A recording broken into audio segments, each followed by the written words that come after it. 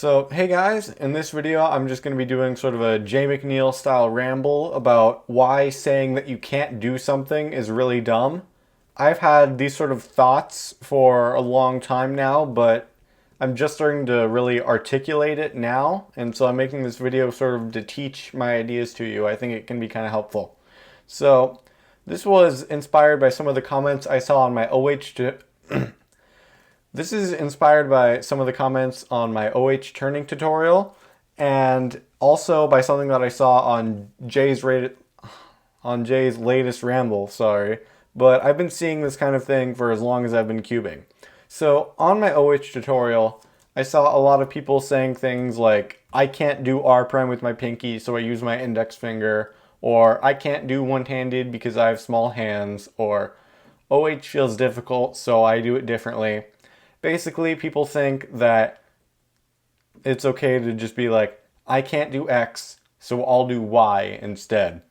And when people think this, and they'll think this for anything, from finger tricks to learning F2L to anything else, it can really hurt them. Because basically, cubing at the top level is based around doing everything as correct as possible, and anything that you don't do correctly is really holding you back, and that leads to a lot of problems when you just say that you can't do something, because that's holding you back a lot. And when it comes to one-handed, I think this problem is amplified, because in one-handed, it's a lot easier to write off the problems as something's wrong with my hand is too small, I have bad genetics, therefore I can't do one-handed. But all of that stuff is completely wrong, and I've got a few examples of that. First of all, Leo Borromeo, I still have no clue if I'm pronouncing his last name correctly. He's 11 years old, and as far as I can tell, he's really small and has really small hands. He has a 1559 official one-handed average, which isn't world class by any means, but it's way better than just about everyone who claims that they can't do one-handed because their hands are too small.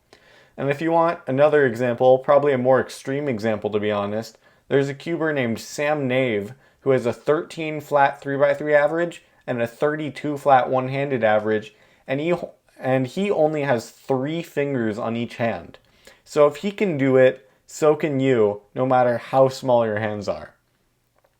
So anyway, when people say that they can't do something, I've always just told them to keep trying, or something boring and standard like that, which to be honest isn't that helpful, because they see it as, oh look, the person that already knows how to do it is saying anyone can do it. Oh well, what did you expect? But I saw something on Jay's latest video that sort of helped me articulate these ideas. And what I saw was someone saying that they use ring middle for D2. Let's see.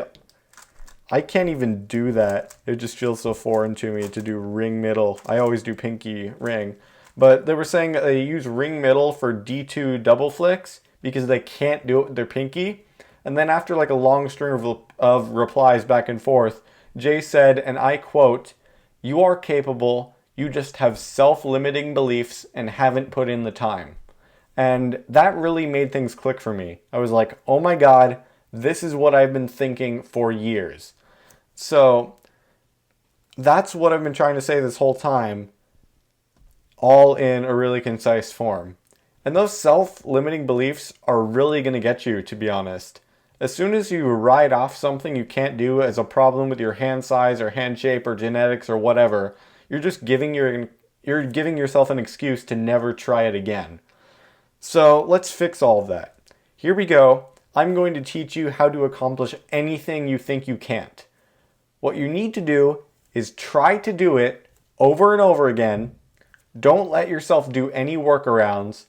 And you need to be okay with the fact that you're going to fail for a while at first. And if you've been trying for a while and you still can't get it, you haven't been trying for long enough. You just need to accept that learning things is a process. Now I can do really fast one-handed turns. I can do my one-handed U-perms. I can do all that stuff. I'm really fast at one-handed. Well, not really fast, but I'm fast at one-handed. But I wasn't that way when I started. It was just as difficult for me when I started as it is for everyone else. But the only difference is that I kept working at it and I eventually got better. And the same thing applies for F2L.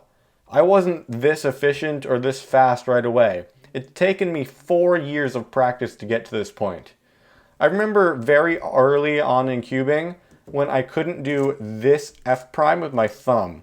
And whenever I got a T perm, so let's just set up a T perm. Whenever I got a T perm, it would look like this because I just couldn't get it.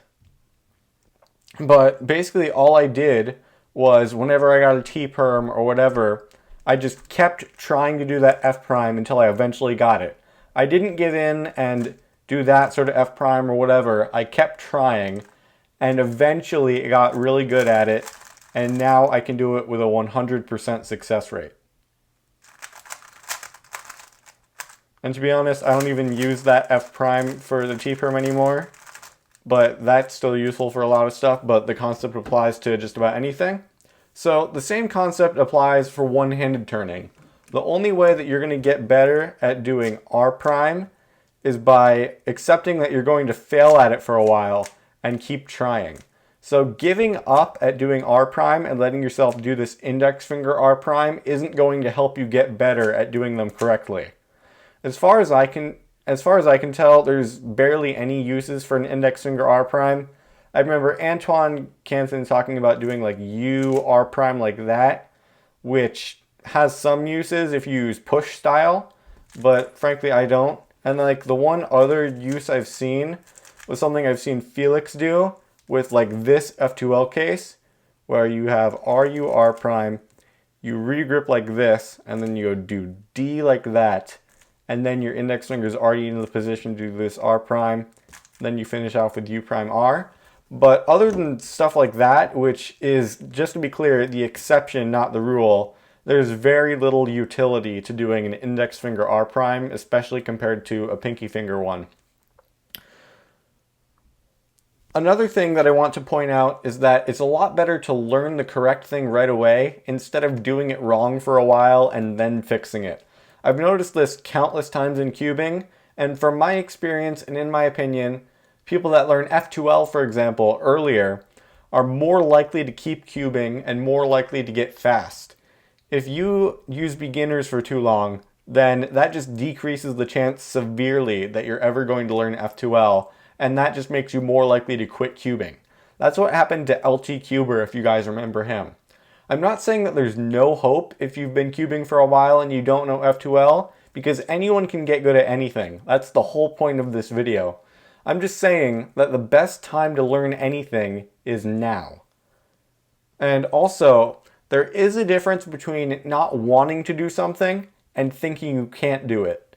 If you want cubing to be a casual thing and you don't want to learn F2L or advanced algorithms or anything, go ahead. You have the full right to get what you want out of cubing and not let anyone else dictate that.